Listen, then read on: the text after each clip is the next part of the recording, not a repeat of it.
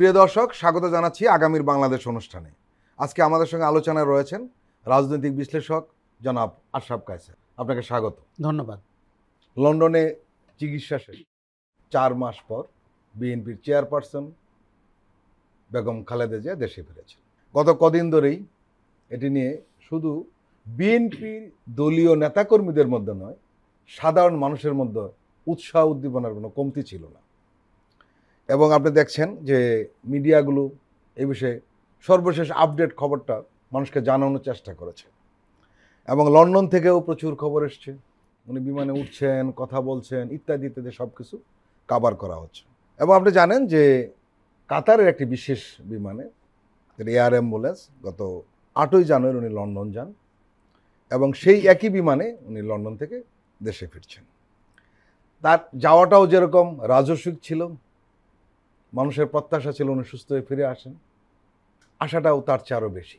ইতিহাস আমাদের কার জন্য কোন স্থান নির্ধারণ করে রাখে এবং কোন সময়ে এবং কিভাবে, সেটি আসলে মানুষের হাতে না, সেটি সময়ের হাতে। এবং সেটির একটি জ্বলন্ত উদাহরণ আমরা আজকে দেখতে পেলাম বেগম খালেদা জিয়া বাংলাদেশের মাটিতে 4 মাস পরে ফিরে আসার ভেতর দিয়ে। আপনি যখন কথাগুলো বলছিলেন তখন আমার বারবার মনে পড়ছিল গত 16 বছর 17 বছর এই বেগম খালেদা জিয়া, বিএনপি এবং বাংলাদেশের রাজনীতি এবং গণতন্ত্রহীনতার কি পরিস্থিতি ছিল, এবং তার সবচেয়ে বড় ভিকটিম ছিলেন বেগম খালেদা জিয়া। কেননা আমরা দেখেছি যে বিএনপি যেন রাজনীতি করতে না পারে, গণতান্ত্রিক চর্চার ভেতরে না থাকতে পারে, সেই জন্য বিএনপিকে ভেঙে ফেলা, বিএনপিকে নির্বাচন থেকে দূরে রাখা, অগণতান্ত্রিক শক্তি প্রমাণ করা, এটির সংঘবদ্ধ প্রয়াস ছিল।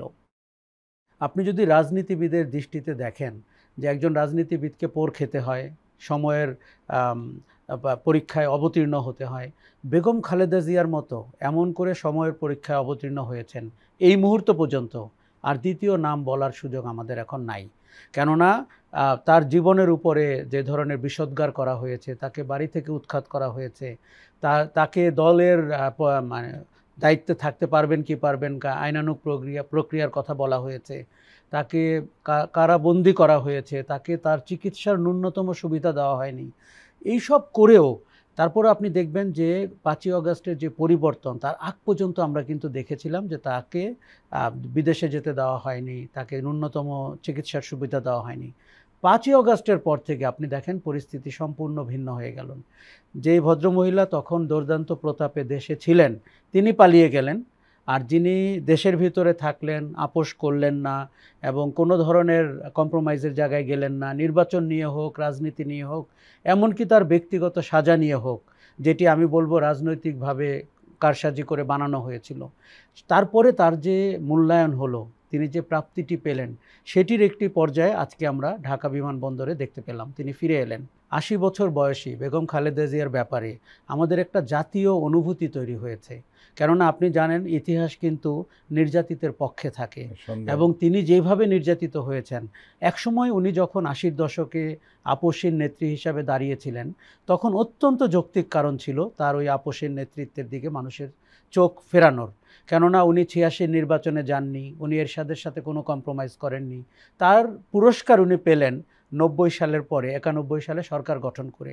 এই দলটি সরকার গঠন করবে এমন কোনো ধারণাই বাংলাদেশের মানুষের তখন ছিল না। আমরা বারবার বলে থাকি 91-এর নির্বাচন বাংলাদেশের ইতিহাসের সবচেয়ে সুন্দর নির্বাচন। কেননা মানুষের মত বোঝার যে আকস্মিকতা এবং তার যে অনিশ্চয়তা, সেটির একটি চূড়ান্ত উদাহরণ বলবো 91-এর নির্বাচন। আপোষের নেতৃত্বের পুরস্কার উনি পেলেন সরকার গঠন করে।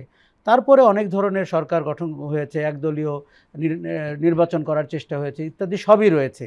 কিন্তু এবার আবার উনি পুরস্কারটি পেলেন গত 16 বছরের যে ফ্যাসিবাদী শাসনে তাকে ব্যক্তিগত জীবনযাপনের জায়গা থেকে সরিয়ে দেওয়া।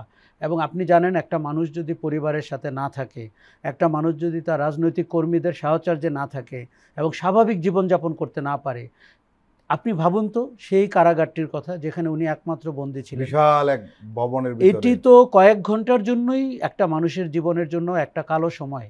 তাকে বছরের পর বছর, মাসের পর মাস যদি থাকতে হয়, কি হতে পারে। এবং আমরা দেখতে পেলাম যে বাংলাদেশের গণতন্ত্র চুরি হওয়ার সাথে খালেদা জিয়াকে কারান্তরালে নেওয়ার একটি যোগসূত্র তৈরি হলো, এবং আজকে যে দেশটি গণতন্ত্র পুনর্গঠনের চেষ্টা করছে তার ফিরে আসারও কিন্তু একটি যোগসূত্র তৈরি হলো। একটি বিষয় অনেকে বলছেন যে এই মুহূর্তে খালেদা জিয়ার যে অবস্থান জাতীয়ভাবে বা অথবা রাজনীতিতে, সেটি কিন্তু বিএনপি চেয়ারপারসনের অবস্থান নয়। উনি আসলে এখন জাতীয় অভিভাবক। দেখুন, আপনি যদি গণতন্ত্রকে বুঝে থাকেন, খালেদা জিয়া গণতন্ত্রের প্রতীক, এটি আপনাকে মানতে হবে। উনি জাতীয় ঐক্যেরও প্রতীক। উনি এক ধরনের অভিভাবকত্বের জায়গায়ও যেতে পারেন। ওনাকে বিএনপির চেয়ারপারসনের গণ্ডি থেকে বের করে আপনি যদি ন্যাশনাল কনসেনসাসের জায়গায় যেতে চান, যেটি আমাদের এই মুহূর্তে সবচেয়ে জরুরি। আমাদের মত পথের অনেক ভিন্নতা রয়েছে, খুবই স্বাভাবিক, রাজনীতিতে থাকবে, কিন্তু যেই জায়গাটিতে আমাদের একমত হওয়া দরকার সেটি হচ্ছে আমরা ফ্যাসিবাদ বিরোধী একটি শক্ত পাটাতন চাই কিনা, এবং আগামীতে ফ্যাসিবাদ হবে না, আগামীতে স্বৈরাচারী শাসন হবে না, তার গ্যারান্টি চাই কিনা। আমার ধারণা এই দুটির যোগসূত্রের নাম বেগম খালেদা জিয়া। আরেকটা বিষয়ে কথা উঠছে, সেটি হলো যে খালেদা জিয়ার রাজনীতি যারা দেখেছেন, একজন প্রধানমন্ত্রী হিসাবে অথবা বিরোধী দলীয় নেত্রী হিসাবে, আমরা যারা সাংবাদিকতার সঙ্গে জড়িত ছিলাম, আপনি নিজেও ছিলেন, আমরা খালেদা জিয়ার উত্থানটা কিন্তু খুব কাছ থেকে দেখার সুযোগ হয়েছে। একজন গৃহবধূ থেকে রাজনীতিবিদ হয়ে ওঠা, লড়াই করা, সংগ্রাম করা, এটা দেখার আমাদের একটা সৌভাগ্য হয়েছে। এবং সবচেয়ে বড় কথা, খালেদা জিয়ার রাজনীতিটা ছিল দেশের রাজনীতি। দেশপ্রেমিক একজন মানুষ হিসেবে খালেদা জিয়া কিন্তু চিহ্নিত। এ ব্যাপারে তার শত্রু তার বিরুদ্ধে কিছু বলতে পারবে না। তার যে এই দেশের স্বাধীনতা, সার্বভৌমত্বের প্রতি তার যে একটা অঙ্গীকার, সেই অঙ্গীকার থেকে তার দলের কেউ কেউ কথাবার্তা মনে হয় সরে গিয়েছে। এই কারণেও কিন্তু অনেকে বলছেন যে বিএনপিকে সঠিক পথে আনার জন্য খালেদা জিয়াকে আবার নতুন করে বিশেষভাবে প্রয়োজন পড়ছে। জিয়াউর রহমানের মৃত্যুর পরে গৃহবধূ খালেদা জিয়ার সাথে আমার প্রথম সাক্ষাৎ হয়েছিল, এবং 1981 সালে। তারপরে আমরা তাকে দেখলাম রাজনীতিবিদ খালেদা জিয়া হতে, এবং বিরোধী দলীয় নেত্রী হিসাবে তাকে আমরা মাঠে দেখলাম। এবং আপনি জানেন, একজন স্বৈরাচারী শাসকের বিরুদ্ধে আন্দোলন করতে হলে কি পরিমাণ হেনস্থা হতে হয়েছে, কি পরিমাণ কৌশলের মুখোমুখি হতে হয়েছে। তার দল ভেঙে গেছে, তার নেতৃত্বের কেউ কেউ এরশাদ মন্ত্রিসভায় যোগ দিয়েছেন, গতকালকেও যাকে টের পাওয়া যায়নি। তারপরে আমরা তাকে প্রধানমন্ত্রী খালেদা জিয়া হিসাবে দেখলাম। উনি সরকার পরিচালনা করেছেন এবং অনেক সাফল্যের অংশীদার, আবার বেশ কিছু ভুলেরও দায় কিন্তু তাকেই নিতে হবে। তারপরে আমরা একদলীয় নির্বাচনের দিকে তাকে যেতে দেখলাম তত্ত্বাবধায়ক সরকার ব্যবস্থার বাস্তবায়নের জন্য।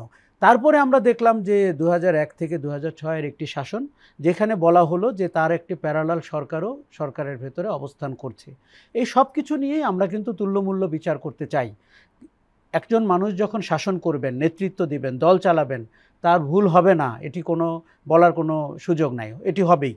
কিন্তু এখন আমরা গৃহবধূ খালেদা জিয়া থেকে রাজনীতিবিদ খালেদা জিয়া, সেখান থেকে প্রধানমন্ত্রী খালেদা জিয়া, তিনবারের প্রধানমন্ত্রী, তারপরে নির্যাতিত রাজনীতিবিদ খালেদা জিয়া, এবং আজকে দেশের ঐক্যের প্রতীক খালেদা জিয়া। এই অর্থে বলছি, দেখুন, গত 16 বছরে বিএনপি কিন্তু ভাঙেনি। অবিশ্বাস্য। আমরা যখন তরুণ সাংবাদিক ছিলাম, আমরা বিএনপিকে প্ল্যাটফর্ম বলতাম, আওয়ামী লীগের বিকল্প একটি রাজনৈতিক জোট বলতাম, কিন্তু এটি যে দল হিসাবে কত সুসংহত গত 16 বছরে আমরা টের পেয়েছি। কিন্তু কেউ কেউ ছুটে গেছেন, কিংস পার্টি করেছেন, ইত্যাদি তো ঘটেছে।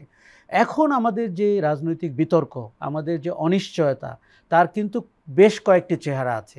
একটি অনিশ্চয়তা হচ্ছে যে আপনি বাংলাদেশপন্থী রাজনীতি করবেন কিনা।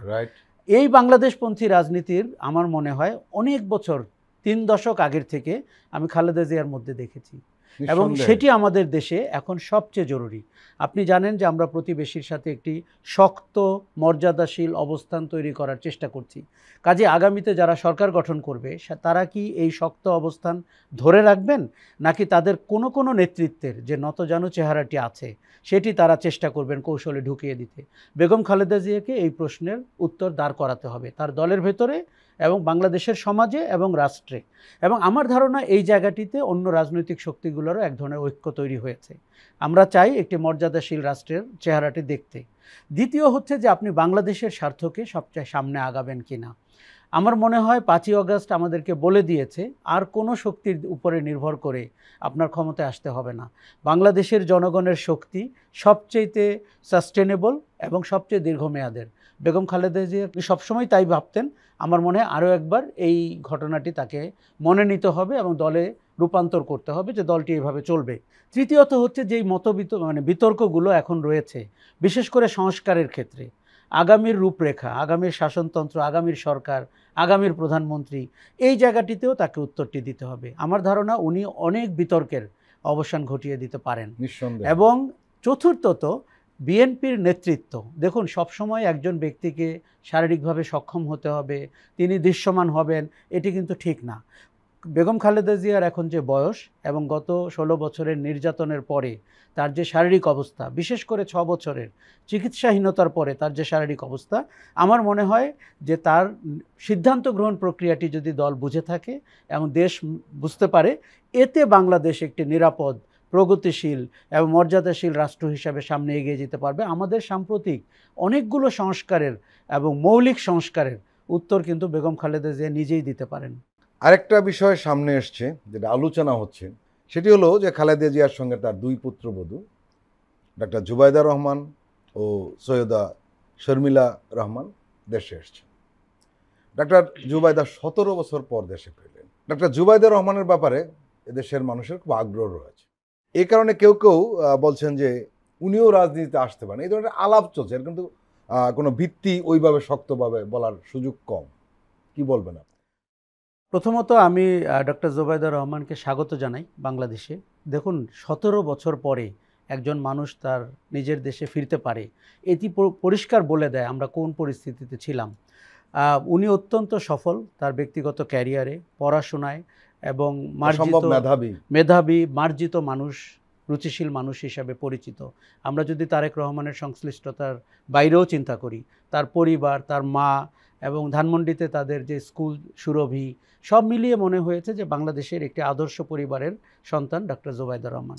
এবং রাজনৈতিক পরিবার কিন্তু আপনি নিশ্চয়ই জানেন, আমি জানি যে তার সম্ভবত তার পরদাদা আসামের প্রধানমন্ত্রী ছিলেন। জি, এরকম একজন মানুষ যদি সত্যি আমাদের রাজনীতিতে যুক্ত হয়, আমি বলবো রাজনীতি গুণগত মানে একটি নতুন স্থানে যাবে এবং আমরা রাজনীতিতে ডক্টর জুবাইদা রহমানের মানুষকে স্বাগত জানাতে চাই। আরেকটা জিনিস হচ্ছে যে দেখুন, আমরা পছন্দ করি বা না করি, বাংলাদেশে উত্তরাধিকারের রাজনীতি, শুধু বাংলাদেশে না, এই ইন্ডিয়ান সাবকন্টিনেন্টেই আপনি কংগ্রেসের দিকে তাকান, আপনি ভুট্টো পরিবারের দিকে তাকান, মানুষ এখনও উত্তরাধিকারের রাজনীতিকে মেনে নেয়, পছন্দ করে, ভবিষ্যৎ দেখে। পরিবারতন্ত্রের ভেতরে তারা সম্ভাবনা দেখতে পায়। এখন একাডেমিকভাবে আমরা এই কথা বলতেই পারি যে একজন রক্তের সম্পর্ক ছাড়া কর্মীও যেন রাজনৈতিক নেতা হয়ে উঠতে পারে। এই সম্ভাবনার জায়গাটিও কিন্তু পরিষ্কার রাখা জরুরি। এটিও একমাত্র সময় বলে দেয় যে আপনি পরীক্ষিত নেতা হতে পারলেন, নাকি চাপিয়ে দেওয়া নেতা হতে পারলেন, নাকি আপনি ব্যর্থ হলেন। ডক্টর জুবাইদা রহমান যদি রাজনীতিতে আসেন, এই পরীক্ষাগুলোতে তাকে অবতীর্ণ হতে হবে। তবে যেটি ভালো খবর সেটি হচ্ছে যে আপনি জানেন যে আমরা একটু আগে কথা বলছিলাম, বেগম খালেদা জিয়া প্রায় 80 বছর বয়স, তারেক রহমান 17 বছর ধরে দেশের বাইরে, এবং তিনি কবে আসবেন এই উত্তর বিএনপি বলতে পারবে বা তারেক রহমান নিজেও বলতে পারবেন।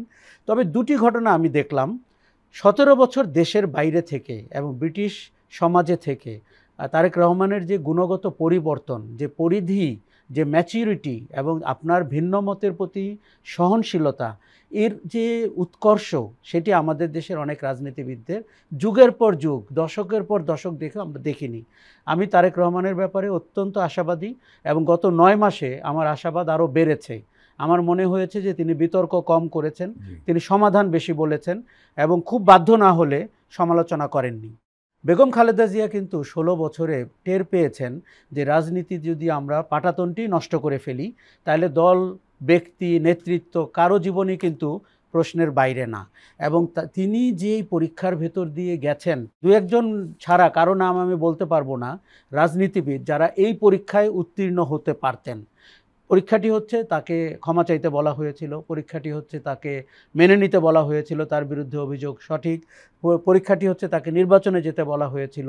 এবং আপনি জানেন ওই নির্বাচনে গেলে আজকে বিএনপি জাতীয় পার্টির মতো একটি পার্টিতে রূপান্তরিত হতো। কারণ আপনি যখন স্বৈরাচার ফ্যাসিবাদের অংশ হয়ে যান, সেটি রাজনীতিবিদ হন, সংস্কৃতিজীবী হন, মিডিয়া হন, আপনার স্থান ইতিহাসে কিন্তু নির্ধারিত। আপনি গায়ের জোরে অনেক কথা বলতে পারবেন, কিন্তু ইতিহাস আপনাকে চিনে ফেলেছে। কাজেই বেগম খালেদা জিয়া এতগুলো পরীক্ষার ভেতর দিয়ে পার হয়েছেন। ডক্টর জোবায়দা রহমান বা শারমিলা রহমানের ব্যাপারে আমার মনে হয়েছে তারা প্রত্যক্ষভাবে বিষয়গুলো দেখেছেন এবং তারা রাজনীতির অংশ হয়েই ছিলেন, হয়তো পরোক্ষভাবে ছিলেন। কাজেই এই জায়গাটিতে আমি বলবো যে সম্ভাবনা আছে, সুযোগ আছে, এবং আমরা রাজনীতির যে গুণগত পরিবর্তন চাই, যার ভেতরে ব্যক্তি যোগ্যতা মুখ্য, সেই জায়গাটিতে তারা ব্যক্তি যোগ্যতা দিয়ে হয়তো স্থান করে নিতেও পারেন। এতে রাজনীতিতে গুণগত মান বাড়বে বলে আমার ধারণা। প্রিয় দর্শক, আমরা এখন একটু বিরতি নিচ্ছি, আপনারা আমাদের সঙ্গেই থাকুন।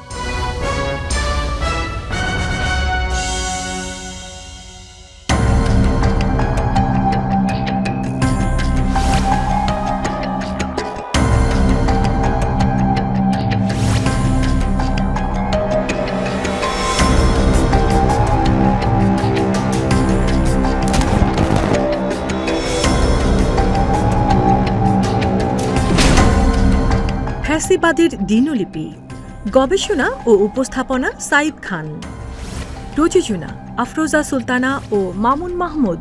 দেখবেন প্রতি রবি থেকে বৃহস্পতিবার সন্ধ্যা ৭টায়।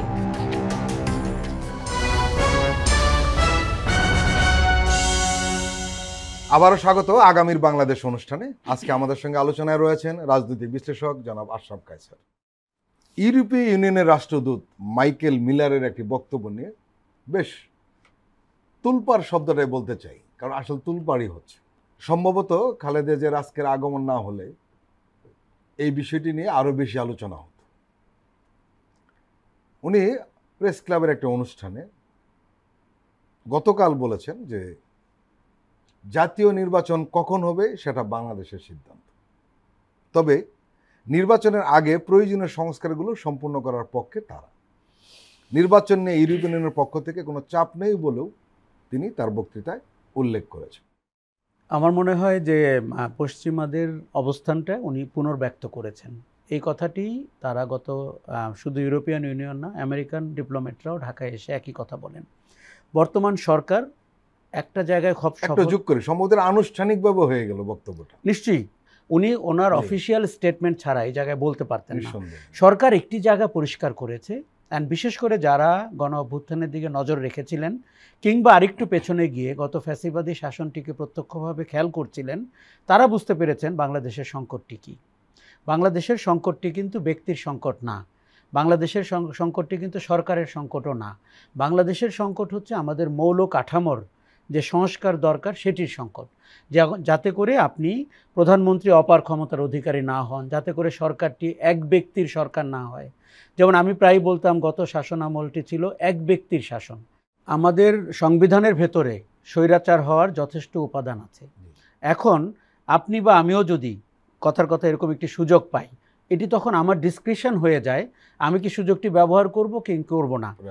আপনাকে কোনো ভালো পরিস্থিতি বলে না, আপনার ডিসক্রিশনের উপরে বিষয়টি থাকুক। আপনাকে নিয়ন্ত্রণ করতে হবে, আপনাকে লোভ লালসা থেকে দূরে রাখতে হবে, আপনাকে ক্ষমতার লোভের কথা বলছি, আপনাকে কিছুটা হাত পা বেঁধে রাখতে হবে, কিছুটা অন্য মানুষের উপরে নির্ভরশীল হতে হবে এবং অনেকের ওপিনিয়ন নিয়ে সিদ্ধান্ত গ্রহণ করতে হবে। এটিই গণতন্ত্র। কাজেই কেউ যদি ভেবে থাকে এই সংস্কারের আলাপ প্রধানমন্ত্রীর বিরুদ্ধে, এটি কিন্তু ভুল। কেউ যদি ভেবে থাকে এই সংস্কারের আলাপ আগামী কোনো দলের বিরুদ্ধে, এটি ভুল। আগামীতে যিনি প্রধানমন্ত্রী হবেন বলে আমরা মনে করি তার বিরুদ্ধে, এটিও ভুল। এটি আসলে গণতন্ত্রের পক্ষে, এটি সুশাসনের পক্ষে, এটি জবাবদিহিতার পক্ষে।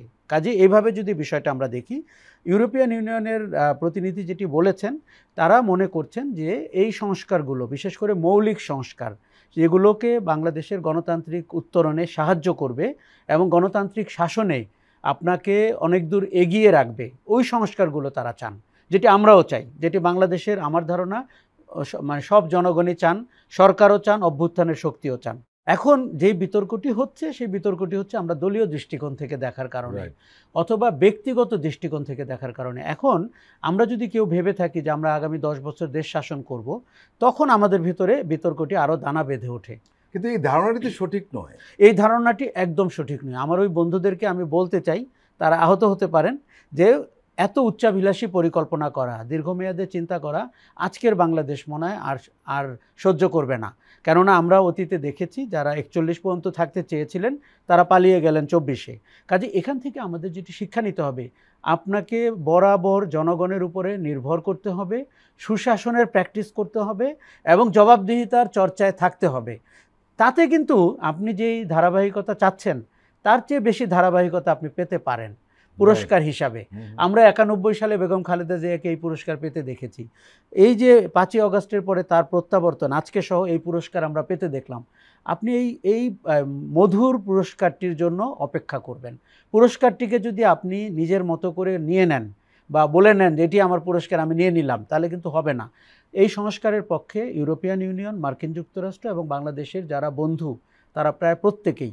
কাজে আমরা যদি সংস্কারটিকে পাশ কাটিয়ে, চোখ রাঙিয়ে কিংবা কৌশলে নির্বাচনের দিকে চলে যাওয়ার চেষ্টা করি, এটি ভুল হবে। আমি বলবো যারা নির্বাচনে বিজয়ী হতে পারেন তাদের জন্য সবচেয়ে বড় ভুল হবে। কেননা তাদেরকে ওই পথেই হাঁটতে হবে যেই পথে তাকে প্রতিদিন পরীক্ষা দিতে হবে। তার চেয়ে যদি আপনি 7টি 8টি সংস্কার মেনে নেন, আপনার প্রতিদিন পরীক্ষা দিতে হবে না। আপনি সুশাসনে নজর দিতে পারবেন, দেশ পরিচালনায় নজর দিতে পারবেন। কাজেই এই কথাটি ওনারা পরিষ্কার বলে দেওয়াতে যেটি সুবিধা হলো, দেখুন আমাদের অনেকের ধারণা মৌলিক সংস্কার করতে অনেক সময় লাগবে। আমি আপনাকে বলে দিই, সবচেয়ে কম সময়ে আপনি মৌলিক সংস্কার করতে পারবেন। কেননা 3 মাসের ভেতরে আপনি ঐক্যমত্য তৈরি করতে পারবেন, আগামী 3 মাসে সেটি বাস্তবায়ন করতে পারবেন, পরবর্তী 3 মাসে আপনি নির্বাচন দিয়ে দিতে পারবেন। কাজেই সময়ের সাথে সংস্কারের সম্পর্ক নাই, সময়ের সাথে ঐক্যমত্যের সম্পর্ক রয়েছে। আমরা চাইলে এটিকে প্রলম্বিত করতে পারি, এটিকে 12 মাস 18 মাস ধরে নিতে পারি, আমরা চাইলে এটিকে 3 মাসেও করতে পারি। বেগম খালেদা জিয়ার প্রত্যাবর্তনের পরে এবং বিএনপি এখন যেই মানে পজিটিভিটি পেয়েছে, এবং আমার মনে হয় বিএনপির খুব দ্রুত সংস্কারের মৌলিক জায়গাগুলোতে তাদের অবস্থান পরিষ্কার করতে হবে। আমি ইতিবাচকভাবে চাই বিএনপি যেন সংস্কারের সবচাইতে চূড়ায় অবস্থান করে। যে জিনিসটা আপনি বললেন যে ব্যক্তি বা দলীয়ভাবে সংস্কারের চিন্তা করলে সেটা হবে না, কিন্তু অনেকে সেই দুষ্টচক্রে কেমন জানি ঘুরপাক খাচ্ছে। আমাদের একটা পুরনো রাজনৈতিক কুঅভ্যাস হচ্ছে ঘোলা পানি তৈরি করা। ঘোলা পানি দিয়ে রাজনীতি আর চলবে না। আপনাকে পরিষ্কার পানিতে স্বচ্ছ জায়গায় দাঁড়িয়ে বলতে হবে আপনি কে এবং কি করবেন। এই চর্চাটি এই রাজনীতিতে নাই। ফলে ঘোলা পানির যে মানে অন্ধকারের প্রাণী বা অন্ধকারের চরিত্রগুলো এই রাজনীতিতে প্রভাবশালী হয়, তাকে আমরা সমাজে পাড়া মহল্লায় প্রভাবশালী হতে দেখি। আমাদের পরিচ্ছন্ন রাজনীতির সুযোগ তৈরি হয়েছে এবং সেই রাজনীতি কিন্তু আপনাকে জনগণের মাথায় দীর্ঘস্থায়ীভাবে রেখে দিতে পারে। দেখুন, আমি বারবার বলি, গত 16 বছরে সবচেয়ে ভুক্তভোগী প্রতিষ্ঠানের নাম বাংলাদেশ জাতীয়তাবাদী দল। নিঃসন্দেহে যেই দলটি যে কোনো সময়ে নির্বাচন হলে ক্ষমতায় আসতে পারত, তাকে আপনি 3টি বা 4টি, আমি 2008 সহ বলছি, জাতীয় নির্বাচনে তাকে বিরত রেখেছেন, দূরে সরিয়ে রেখেছেন। এটি একটি গর্হিত অপরাধ। কিন্তু এই দলটি যদি এটি না বোঝে এবং মনে করে যে ওই কর্মকাণ্ডগুলো আগামীতে তারা কিছুটা নিজেরাও করবেন, এই লোভ থেকে তাদের কথা বললে হবে না। দেখুন, জুলাই আগস্ট বাংলাদেশের বিগত সরকারটির পতন ঘটিয়েছে, মানুষ রাস্তায় নেমেছে, আমরা তাদের আত্মত্যাগ, তাদের আশা আকাঙ্ক্ষা সব কিছুকে সম্মান করতে চাই। কিন্তু বিএনপি যদি তার 16 বছরের তার যে নির্যাতন, অত্যাচার এবং যেই কৌশলে কখনো সংবিধানের নামে, কখনো বিচার ব্যবস্থার নামে, কখনো সংসদীয় ব্যবস্থার নামে, কখনো নির্বাচনের নামে বিএনপিকে কার্যক্রমহীন করে ফেলা এবং একেবারে নিশ্চিহ্ন করে ফেলার একটি চক্রান্ত আমরা দেখেছি, সেই জায়গাটিতে বিএনপির আগ বাড়িয়ে ওই চর্চাটি ভবিষ্যতে আর কেউ করতে পারবে না, এরকম একটি জায়গায় চলে যাওয়া উচিত। একটি হচ্ছে রাজনৈতিক কর্মকাণ্ডের ক্ষেত্রে, আরেকটি হচ্ছে সরকার পরিচালনার ক্ষেত্রে, আরেকটি হচ্ছে বাংলাদেশের জনগণের যেটি সবচেয়ে পছন্দের, সাংবিধানিকভাবে নাগরিককে সবচাইতে অধিকারপূর্ণ জায়গাটি ফেরত দেওয়ার। নাগরিকের অধিকার চুরি হয়ে গেছে, এটি স্বীকার করতে হবে। না হলে কিন্তু যদি আগামীতে নির্বাচন হয়, আপনি আবার দেখতে পাবেন মানুষের যে অস্থিরতা, মানুষের যে হতাশা, মানুষের যে ঘৃণা, সেটি কিন্তু দানা বেঁধে উঠবে এবং তখন আপনি অবাক হবেন যে কেন মানুষ এতটা আবার অস্থির হতে শুরু করলো। এই সূত্র এবং এর সূচনা কিন্তু আমাদের হাতে। আজকে আমরা যারা সংস্কার নিয়ে কথা বলছি, দেখুন কোনো নেতা অনেক হিরোইক কথা বলছেন, তাদের দেখে মনে হচ্ছে না তারা 16 বছর জানতেন, অথচ তারা নিজেরাও কেউ ভুক্তভোগী ছিলেন। বিএনপিকে রাজনীতির সম্বিত ফিরে পেতে হবে এবং এই জায়গা থেকে কথা বলতে হবে। আমরা একটা জিনিস লক্ষ্য করছি যে অন্তর্বর্তীকালীন সরকারের সংস্কারের ব্যাপারে বাইরের সবার একটা আগ্রহ রয়েছে। ইউরোপিয়ান ইউনিয়নের কথা আমরা এখানে আলোচনা করলাম, আমরা আমেরিকার কথাও জানি, তারাও সংস্কার চান, এমনকি অস্ট্রেলিয়া, কানাডা এবং আরও একটা মজার ব্যাপার হলো আসিয়ানভুক্ত দেশগুলো কিন্তু এই ব্যাপারে বেশ আগ্রহী। এর মানে হলো এই প্রফেসর ইউনূস সরকারের ব্যাপারে মধ্যপ্রাচ্য সহ সবার পজিটিভ বা ইতিবাচক একটা ধারণা রয়েছে, এবং এটা নিঃসন্দেহে সরকারের একটা শক্তি অথবা অর্জন, যেভাবেই বলি না কেন। এখন আমরা এই যে পরিস্থিতি তৈরি হচ্ছে, এবং মাইকেল মিলার যে কথাটা বলেছেন যে এটা একটা বিরাট সুযোগ সংস্কারের, আমরা কি এই আশাবাদ ব্যক্ত করতে পারি যে এই সমস্ত পরিবেশ বা পরিস্থিতি সংস্কারের পথটিকে সুগম করবে? আমার মনে হয় করবে। আমি অত্যন্ত আশাবাদী, এবং আমি মাইকেল মিলারের সাথে একমত যে 1972-এর পরে বাংলাদেশে 2024 সবচেয়ে বড় সুযোগ তৈরি করেছে দেশটিকে খাদের কিনারা থেকে আবার ট্র্যাকে তোলার অথবা মহাসড়কে তোলার। এবং আপনি একটু আগে বলছিলেন কি করে পৃথিবীর সব শক্তি সংস্কারের ব্যাপারে আগ্রহী। আমার ধারণা প্রফেসর ইউনূস, কারণ ওনার জায়গায় যদি আর কেউ হতেন তাহলে এইরকম বাগ্মিতা, এরকম করে গল্প বলা, এরকম করে পরিস্থিতিটা তুলে ধরা, এই দক্ষতা কিন্তু সবার থাকে না। উনি পৃথিবীর যেখানেই যাচ্ছেন উনি সেখানেই বলছেন যে দেশটির অবস্থা কী, অর্থনৈতিক অবস্থা কী, রাজনৈতিক অবস্থা কী, এবং জনগণের অধিকারহীনতার অবস্থা কী। আরেকটা জিনিস, সহযোগী উইপন হিসাবে কিন্তু দাঁড়িয়ে গেছে জাতিসংঘের প্রতিবেদনটি। জাতিসংঘের প্রতিবেদনটি আমাদের পুরো 9 মাসের সবচেয়ে বড় অর্জন। দেখুন, আপনি আন্তর্জাতিক অপরাধ ট্রাইব্যুনাল, সরকারের উদ্যোগগুলো, রাজনৈতিক দলের উদ্যোগ, এমনকি ছাত্রদের, তরুণদের উদ্যোগ বা তাদের অভিযোগগুলো, সেগুলোকে অনেকভাবে বিশ্লেষণ করতে পারবেন এবং ব্যাখ্যা করতে পারবেন এবং বিকৃতিও করতে পারবেন। কিন্তু জাতিসংঘের প্রতিবেদনটি আপনি কোথায় এত ডিটেইলস, যেই ডিটেলস, আমার ধারণা জাতিসংঘের প্রতিবেদনের পরে বাংলাদেশের একটি প্রভাবশালী গ্রুপ তারা আতঙ্কিত হয়েছে যে এই প্রতিবেদনে কিন্তু তাদের সংযুক্তি আছে, বিশেষ করে যারা সামরিক বাহিনী, আধা সামরিক বাহিনীর লোকজন। আরেকটি দেশ, সেটি হচ্ছে ভারত। এই প্রতিবেদনে তার অন্তর্ভুক্তি কিন্তু পরিষ্কার। বাংলাদেশের গণতন্ত্রহীনতার সাথে সুচারুভাবে যে পরিকল্পনাটি ভারতীয় কূটনীতিক এবং গোয়েন্দারা করেছিলেন তার সেটিও কিন্তু জাতিসংঘে আছে। তৃতীয় যেটি আছে, একেবারে জনগণের পয়েন্ট অফ ভিউ থেকে এই যে 16 বছরের গুম খুন এবং বিনা বিচারে হত্যা, এগুলো। আর চতুর্থত হচ্ছে গণ অভ্যুত্থানের সময় আপনি যে বেপরোয়া মানুষ হত্যা করেছেন এবং হাজারে হাজারে মানুষ হত্যা করেছেন তার প্রকৃষ্ট বর্ণনা ওই প্রতিবেদন আছে। এই প্রতিবেদনকে পাশ কাটানো কঠিন, এই প্রতিবেদনকে গুরুত্বের সাথে না নিয়ে পরবর্তী আলোচনা করা কঠিন। কাজেই আপনি যাদের কথা বলছেন বিদেশি শক্তি, কেউ কেউ আমাদের বন্ধু রাষ্ট্র, তারা কিন্তু এগুলোকে গুরুত্বের সাথে নিয়েছে। তবে আমি বলবো, আমি বাংলাদেশপন্থী একটি রাজনৈতিক দৃষ্টিভঙ্গির পক্ষের মানুষ। বিএনপি বা নাগরিক পার্টি বা জামাতে ইসলামীর মতো রাজনৈতিক দল, দেখুন অন্তর্বর্তী সরকার আজ আছে কাল নেই, কাজে এটি সরকারের এজেন্ডা, এই ভুল যেন আমরা না করি। এটি বাংলাদেশের এজেন্ডা, এটি যদি আপনি মেনে নেন, এটি যদি গণ অভ্যুত্থানের এজেন্ডা হয়, এটি যদি ফ্যাসিবাদ বিরোধী জোটের এজেন্ডা হয়, তাহলে আপনি কিভাবে কথা বলবেন? আমার মনে হয় বড় শক্তিগুলোর এই যে বিদেশি বন্ধুদের বা মাইকেল মিলারদের মতো এদের বক্তব্যের চেয়ে তাদের বক্তব্য নিয়ে যেন আমরা বেশি আলোচনা করতে পারি। আজকে যেন বিএনপির নেতৃত্বের কথা আমরা আলোচনা করতে পারি, আমরা এনসিপির কথা আলোচনা করি, কিংবা জামাতে ইসলামীর কথা আলোচনা করি। তাহলে বাংলাদেশের রাজনীতির যে মোড় পরিবর্তনটি হবে সেটি হচ্ছে যে আপনি বিদেশের কথায় চলবেন না, আপনি জনগণের কথায় চলবেন। দেখুন, রাজনীতিবিদদের আরও একটি সুযোগ তৈরি হয়েছে সঠিক রাজনীতি করার। আমি প্রায় বলে থাকি, আপনার এখানে বলেছি, 99% কিন্তু রাজনীতি না। এই দেশে রাজনীতির নামে যেটি চলে 1% রাজনীতি, 99% হচ্ছে গুন্ডামি, মাস্তানি, চাঁদাবাজি, অপরাধ। এখান থেকে এই যে বড় বড় নেতৃত্বের আসলে বেরিয়ে যাওয়া উচিত। আপনি দেখুন, আখেরে কোনো দিন যেটি কোনো কল্যাণ বয়ে আনে না, কারো জন্যই আনে নেই। কাজেই আমার মনে হয় নির্বাচনটির সময়সীমা নিয়ে কথা বলার সুযোগ রয়েছে, এবং কোনো কিছুই আপনাকে আগামী জুনের পরে যেতে হবে না, কিন্তু বিএনপিকে নেতৃত্ব দিতে হবে বাংলাদেশ রাষ্ট্রের মৌলিক কাঠামোর সংস্কারের। প্রিয় দর্শক, আমরা আবারও একটু বিরতি নিচ্ছি, আপনারা আমাদের সঙ্গেই থাকুন।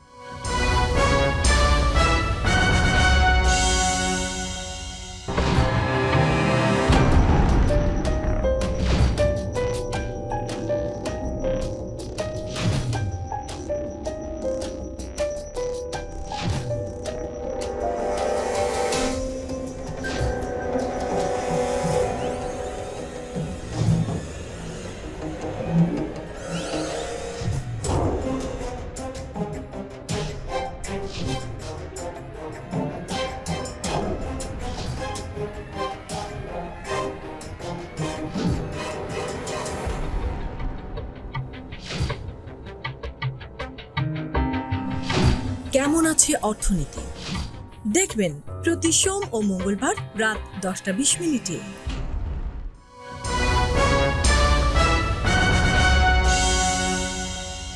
আবারও স্বাগত আগামীর বাংলাদেশ অনুষ্ঠানে। আজকে আমাদের সঙ্গে আলোচনায় রয়েছেন রাজনৈতিক বিশ্লেষক জনাব আশরাফ কায়সার।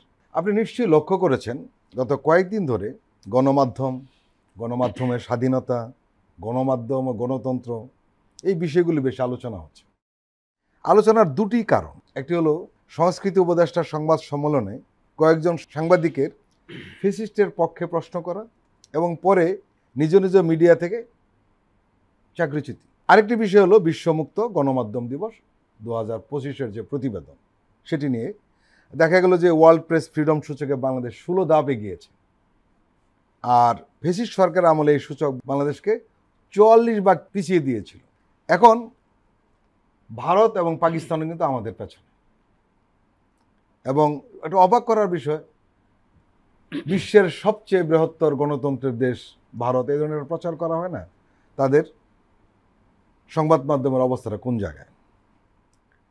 কেন জানি মনে হচ্ছে যে এই বিষয়টি অনেকে ভালোভাবে নিতে পারছে না, এই যে অর্জনটা, এবং যার কারণে আমরা অনেকগুলি বিষয় দেখছি। এখন মুক্ত গণমাধ্যমের কথা বলা হচ্ছে, গণতন্ত্র এবং গণমাধ্যম একসাথে চলতে হবে, ফ্যাসিস্ট থাকলে গণমাধ্যম থাকবে না, ইত্যাদি। আপনি গোটা বিষয়টিকে কিভাবে দেখছেন? এই যে আমরা 16 ধাপ এগিয়েছি, আপনি এই আলোচনা কোথাও শুনেছেন? আমি খুব একটা শুনিনি। একটি সংবাদ হওয়া ছাড়া এর কোনো বিশ্লেষণ আমি দেখিনি, এর আলোচনা শুনিনি, এবং এই কথাটি এই কমিউনিটির অনেকেই বলতে চাচ্ছেন না। এটি অত্যন্ত গুরুত্বপূর্ণ অর্জন, কেননা আপনি গত 9 মাসে সরকারটির চরিত্র বুঝতে হলে, শাসনের চরিত্র বুঝতে হলে 16 ধাপ এগিয়ে যাওয়া বুঝতে হবে, যেখানে ভারত পাকিস্তানের মতো দেশ পিছিয়েছে। মুক্ত গণমাধ্যম দিবসে অনেক আলোচনা হয়েছে এবং আমরা সেখানে সম্পাদক পরিষদ সহ টিআইবির একটি আলোচনা আমরা দেখেছি যে কি করে ব্রেভ নিউ রিফর্ম হতে পারে মিডিয়াতে। আমরা টাইটেলটি খুব আমার পছন্দ হয়েছে যে খুব সাহসী সংস্কার গণমাধ্যমে, কিন্তু সম্পাদক পরিষদ সহ অনেকের আলোচনাতে আমার মনে হয়েছে তারা একপাক্ষিক আলোচনা করেছেন। এখন আমি বলি, দেখেন, সম্পাদক পরিষদে আমাদের অনেক শ্রদ্ধেয় সম্পাদক আছেন, আমাদের পেশার অগ্রবর্তী গুণীজনরা থাকেন। দেখুন, একটি প্ল্যাটফর্মের যেরকম দায় রয়েছে যে আপনি কারো অধিকারহীনতা হলে প্রতিবাদ করবেন এবং বিবৃতি দিবেন, প্রোটেস্ট করবেন, আপনার আরও একটি দায় রয়েছে। এই কমিউনিটির কেউ যদি খারাপ আচরণ করে, অসৎ আচরণ করে, দুর্নীতিতে লিপ্ত হয় এবং কমিউনিটিকে ব্যবহার করে, তাহলে আপনি নিন্দা জানাবেন। সম্পাদক পরিষদকে আমরা দ্বিতীয়টি করতে দেখিনি। তাহলে কি হতো? 16 বছরে তারা কেন একটা শ্বেতপত্র বের করলো না যে এই কমিউনিটি কী ধরনের অপকর্মের সাথে যুক্ত হয়েছিল? আপনি, আমি, এমনকি তারাও গল্পগুলো জানেন, কিন্তু গল্পগুলোকে যখন একাডেমিকভাবে তারা বলতে যান তখন তারা বলতে পারেন না বা বলতে চান না। দেখুন, আমি দেখলাম গত 16 বছরে গণমাধ্যম সবচেয়ে ধিকৃত এবং নিন্দিত ভূমিকায় চলে গেল, মালিক থেকে শুরু করে, সম্পাদক থেকে শুরু করে রিপোর্টার পর্যন্ত। এবং তারা কি করলো? তারা সাংবাদিকতার মুখোশ পরে বা পরিচয় ব্যবহার করে তারা অপকর্মে লিপ্ত হলো, অসাংবাদিকতা করলো এবং কারো কারো ক্ষতির কারণ হলো, এবং তারা তাদের বিত্ত বৈভব তৈরি করলো। ধরুন, আপনি একটি অ্যাম্বুলেন্সে, একটা পাড়ায় একটা গাড়ি ঢুকলো, এখন আপনি তাকে অ্যাম্বুলেন্সও বলতে পারেন, আবার অ্যাম্বুলেন্সের ভেতরে যদি ডাকাত থাকে তখন আপনি তাকে কি বলবেন? পাশের বাসায় যদি ডাকাতি করে তারা চলে যায়, আপনি কি লিখবেন যে অ্যাম্বুলেন্সে ডাকাতি করে গেল, নাকি বলবেন ডাকাতরা অ্যাম্বুলেন্স ব্যবহার করে ডাকাতি করে গেল? এই কথা আমার সাংবাদিক বন্ধুদের আমার বুঝিয়ে বলতে হবে না। গত শাসনে আমরা ডাকাতদেরকে অ্যাম্বুলেন্স ব্যবহার করতে দেখেছি। অ্যাম্বুলেন্সটি হচ্ছে গণমাধ্যম, ডাকাতরা হচ্ছে সেই ব্যক্তিবর্গ। আমি যেটি কায়মনোবাক্যে চাই, ওই অপরাধগুলো ধরে ধরে আপনাকে অভিযোগ দায়ের করতে হবে, বিচার করতে হবে। আমি কিন্তু গণহারে মামলার পক্ষে না, গণহারে হত্যা মামলার পক্ষে না, যেটি তারা বলেছেন, আমি তাদের সাথে একমত। কিন্তু আমরা এবার ধরে ধরে মামলাগুলো কখন করব? সেটি পুলিশ করবে, সরকার করবে, নাকি এই কমিউনিটি করবে? দেখুন, ক্রিমিনালাইজেশন অফ মিডিয়া বলে আমি একটি আইডিয়া দিয়েছি যে গণমাধ্যমের নেতৃত্ব এরকম একটি শ্বেতপত্র প্রকাশ করতে পারে, কেননা তারা বারবার বলে থাকে যে আমাদের পেশাগত দায়িত্ব পালন করতে গিয়ে আমাদেরকে বাধা দেওয়া হচ্ছে। ওটি কি পেশাগত দায়িত্ব ছিল? গণভবনে যে প্রেস কনফারেন্স হতো তাতে একটি লোকই পেশাদারি আচরণ করেছিল? একটি প্রশ্ন 16 বছরে কি পেশাদারি প্রশ্ন হয়েছে? আপনি নিশ্চয়ই জানেন যে 26শে জুলাই গণভবনে কিন্তু এই ধরনের একটি সংবাদ সম্মেলন হয়েছিল এবং সেখানে সিনিয়র সাংবাদিক বলে খ্যাত তারা সেখানে উপস্থিত ছিলেন। তারা কি করেছেন? তারা ছাত্র আন্দোলনকে আরও কঠোর হাতে দমনে উৎসাহ দিয়েছেন। এটা স্পষ্ট যে তারা সাংবাদিক হিসেবে নয়, বরং রাজনৈতিক কর্মী হিসেবে কাজ করছিলেন ওই। এখন প্রশ্ন হলো, 5ই আগস্টের পর ফ্যাসিস্টদের সমর্থন করে দেশে এমন সাংবাদিকতা কি চলতে পারে? একেবারেই পারে না। এবং আপনি যে 26শে জুলাইয়ের উদাহরণ দিচ্ছেন, ওই ভিডিওটি আমি প্রায় আবার দেখি। দেখুন, একজন সাংবাদিক গিয়ে ওই দিন প্রধানমন্ত্রীকে বলতে পারতেন যে এই আন্দোলনকে তারা কি করে দমন করছেন, তারা কি শক্তির প্রয়োগ করছেন নাকি সংলাপের ব্যাপারে করছেন, প্রশ্নটি করেননি। তারা যে মিলিশিয়া নামিয়ে দিয়েছিল 17 জুলাই থেকে 18 জুলাই থেকে, ছাত্রলীগ, যুবলীগ, শ্রমিক লীগ, হেলমেট লীগ, এই প্রশ্নটি তারা করতে পারতেন। ভদ্রমহিলা যে অপশাসন করছেন এই প্রশ্নটি করতে পারতেন। কেন তরুণরা রাস্তায় নেমে এলো এই প্রশ্নটি করতে পারেন না। করে তারা বুদ্ধি দিয়েছিলেন যে যত কঠোরভাবে এদেরকে দমন করা যায়। তার মানে তারা হত্যাকাণ্ডকে উৎসাহিত করেছেন, তারা গুলিবর্ষণকে উৎসাহিত করেছেন। তারা কেউ কেউ বলেছেন যে বিদেশি শক্তি এই নাশকতার সাথে যুক্ত। তারা এদেরকে, ছাত্রদেরকে, যুবকদেরকে যারা জীবন দিচ্ছিলেন তাদেরকে সন্ত্রাসী বলেছেন, জঙ্গি বলেছেন, তাদেরকে জঙ্গি বলেছেন, নেশাখোর বলেছে, তাদেরকে বলেছেন তারা নেশাগ্রস্ত, তাদেরকে বলেছেন তারা 71-এর পরাজিত শক্তির অংশ। এগুলো কি সাংবাদিকতা? এই যদি সাংবাদিকতা হয়, ধিক এই সাংবাদিকতাকে। আপনি তার পক্ষে দাঁড়িয়েছেন। আজকে যারা বিভিন্নভাবে সুশীল চেহারা নিয়ে ওই সাংবাদিকতার পক্ষে দাঁড়ায় তাদেরকে চিহ্নিত করে রাখবেন, কেননা তারাও পরোক্ষভাবে ওই সাংবাদিকতাকে তাহলে উৎসাহিত করছে। দেখুন, আমি সাংবাদিকতার পক্ষের মানুষ। আমি একটা জিনিস শিখেছি, প্রশ্ন করা একজন সাংবাদিকের একমাত্র কাজ, এবং সেটি ক্ষমতাকে প্রশ্ন করা, ক্ষমতাবানকে প্রশ্ন করা, প্রতিষ্ঠানকে প্রশ্ন করা, অনিয়মকে প্রশ্ন করা।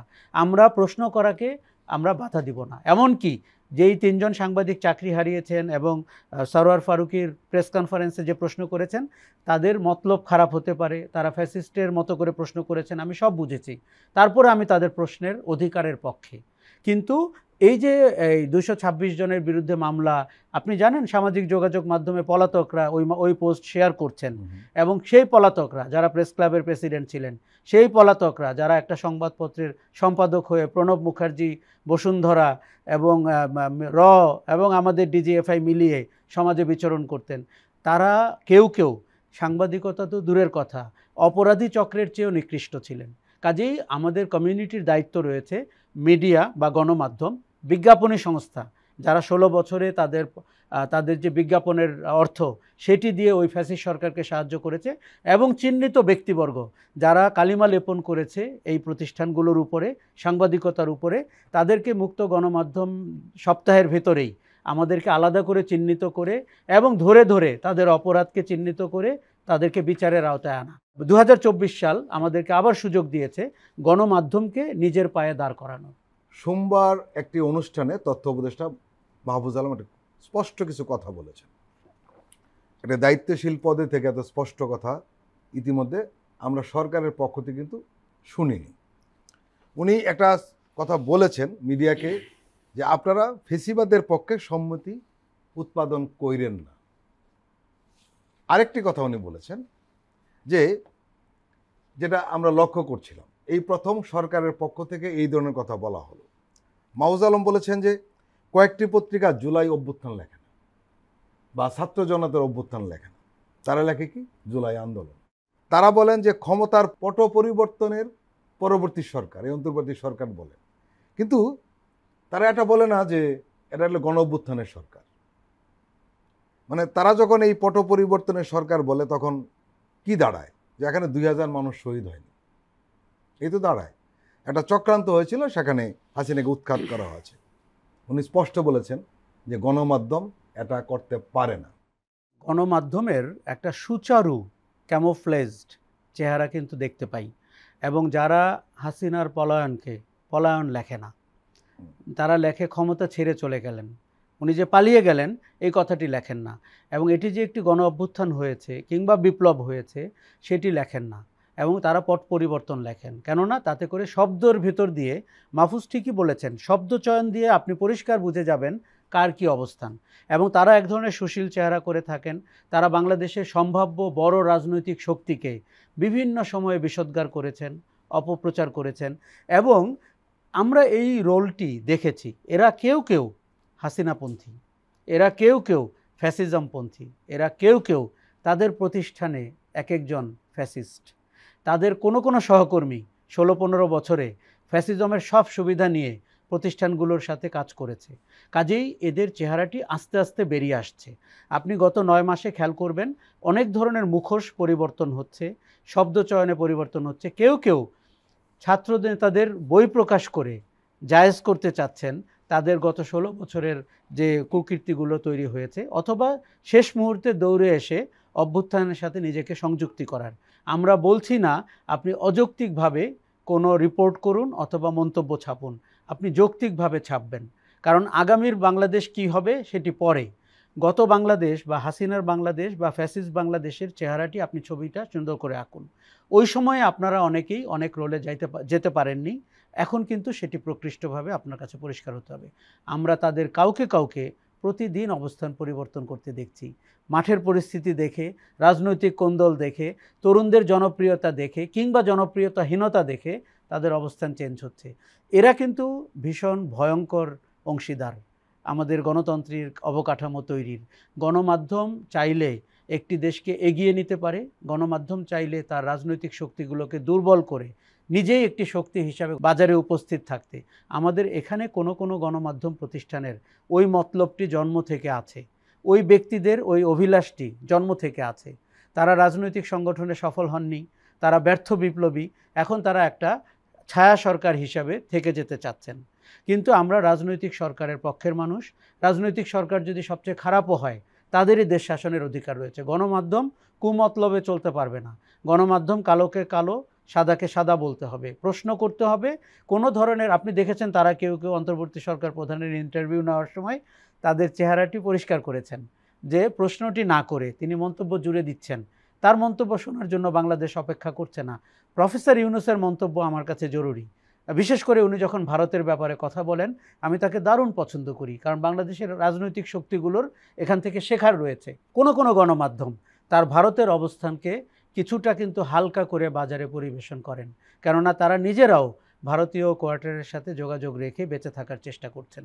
বা নতুন বাংলাদেশ কিন্তু, বা পরিবর্তিত বাংলাদেশ, বাংলাদেশপন্থী সমাজ, বাংলাদেশপন্থী রাজনীতি, বাংলাদেশপন্থী গণমাধ্যম এগুলো দেখতে চায়। এইখানে অত্যন্ত মোটা দাগে আপনাকে উপস্থিতি হাজির করার সুযোগ দেওয়া হয়েছে।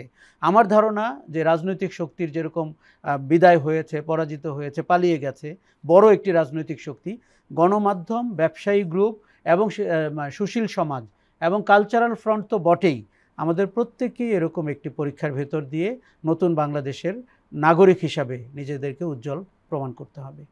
বর্তমানে মিডিয়া আবার দলবাজির দৌড়াতে কিন্তু আমরা দেখছি। কোন সাংবাদিক ছাত্র বয়সে কোন ছাত্র সংগঠনের সঙ্গে যুক্ত ছিলেন সেটি এখন মুখ্য হয়ে দাঁড়িয়েছে। ছাত্র জীবনে আমি ছাত্রদল করতাম, আমি শিবির করতাম, অনেক সাংবাদিক এই পরিচয়কে সামনে এনে গৌরববোধ করছেন। এই পরিচয় দিয়ে ফ্যাসিস্টদের বা ফ্যাসিস্টের অলিগারদের মিডিয়া রক্ষা অনেকে মাঠে নেমেছে। অবাক হবেন, এমন সাংবাদিক এখন বাজারে বিরাজমান যারা নিজের পরিচয় দেওয়ার আগে, মানে সাংবাদিক পরিচয় দেওয়ার আগে অথবা সাংবাদিক পরিচয়টাকে সামনে নেওয়ার আগে তারা তার দলীয় পরিচয়টাকে সামনে আনছে। এই যে দুষ্টচক্র তৈরি হচ্ছে, এদিকে বেরিয়ে আসার উপায় কি? খুব উপায় রয়েছে। প্রথমত বলি, এটি অত্যন্ত দুর্ভাগ্যজনক এবং চিত্রটি ঠিক গত শাসনে আমরা যে কিছু দালাল সাংবাদিক হতে দেখলাম তারই দ্বিতীয় পর্যায়ে। তারা ভাবছেন, এরা বর্তমানে যারা বিভিন্ন প্রতিষ্ঠানে দালাল সম্পাদক হিসাবে নিযুক্ত হয়েছেন, তারা ভাবছেন অতীতে যারা দালাল ছিল তাদের মতো এরাও কিছু টাকা পয়সা, পূর্বাচলে প্লট, সম্পত্তি করতে পারবেন। দেখুন, এরাও আমাদের জন্য পরিচয় হিসাবে অত্যন্ত দুর্ভাগ্যজনক পরিচয়, এটি আমাদের দেখতে হচ্ছে। আমি এটির নিন্দা জানাই এবং রাজনৈতিক পরিচয়ে আপনার নিয়োগ হতে পারে না, আপনাকে পেশাগত পরিচয়ে নিয়োগ হতে হবে। তিনি একজন দারুণ সম্পাদক হতে হবেন, তার একটি রাজনৈতিক পরিচয় থাকতেও পারে। প্রথম পরীক্ষা ছাড়া দ্বিতীয় পরীক্ষা বা দ্বিতীয় প্রশ্নের উত্তর দেওয়ার কোনো সুযোগ নেই। এই জায়গাটিতে আমাদের কমিউনিটিকে আবার এক কাট্টা হতে হবে যে আমাদের পেশাগত পরিচয় যেন, দেখুন অলিগার্করা যেটি করছেন সেটি হচ্ছে খুব দ্রুত 5ই অগাস্টের পরের রাতেই তিনি তার ওই সম্পাদকগুলোকে বিদায় করে অথবা তারা নিজ দায়িত্বে বিদায় হওয়ার পরে অন্য পক্ষ থেকে লোক নিয়ে তার প্রতিষ্ঠান ভরে ফেলেছেন, যাতে করে তাদের অন্যান্য অনিয়ম, দুর্নীতি, নদী দখল, খাল দখল, হত্যাকাণ্ড, ধর্ষণ এগুলো যেন চাপা পড়ে যায়। আপনি শক্ত অবস্থানে, নিরপেক্ষ অবস্থানে থাকেন, ইতিহাসের সাক্ষী হয়ে থাকেন, এবং আপনি নিজের এডিটোরিয়াল পলিসি দিয়ে বাংলাদেশের রাজনৈতিক নেতৃবৃন্দ, রাজনৈতিক দল, গত সরকারের পলায়ন, গণ অভ্যুত্থান, এমনকি তরুণদের বর্তমান বিতর্ককে বিশ্লেষণ করেন। কিন্তু আপনি মতলববাজ হয়ে উঠবেন না আপনার কন্টেন্টে, নিউজে কিংবা টকশোতে, এবং আপনি মতলববাজ মানুষদেরকে সম্পাদক কিংবা প্রধান হিসাবে নিয়োগ দিবেন না, এটি আমরা প্রত্যাশা করি। এই ব্যাপারেও সম্পাদক পরিষদ অথবা অ্যাটকো অথবা অন্যান্য যে এডিটোরিয়াল প্রতিষ্ঠান আছে তাদের গুরুতরভাবে দায়িত্ব নেওয়া উচিত। অ্যাডভার্টাইজিং এজেন্সিজ অ্যাসোসিয়েশনকে তার খারাপ প্লেয়ারদের ব্যাপারেও ওই ভূমিকায় অবতীর্ণ হতে হবে। এই সুবর্ণ সুযোগ আমাদেরকে ব্যবহার করতে হবে। আশরাফ কায়সার, আপনি আমাদের দীর্ঘ সময় দিলেন, আপনাকে আন্তরিক ধন্যবাদ। প্রিয় দর্শক, আজকের অনুষ্ঠান আমরা এখানেই শেষ করছি। আপনারা ভালো থাকবেন, সুস্থ থাকবেন। আল্লাহ হাফেজ।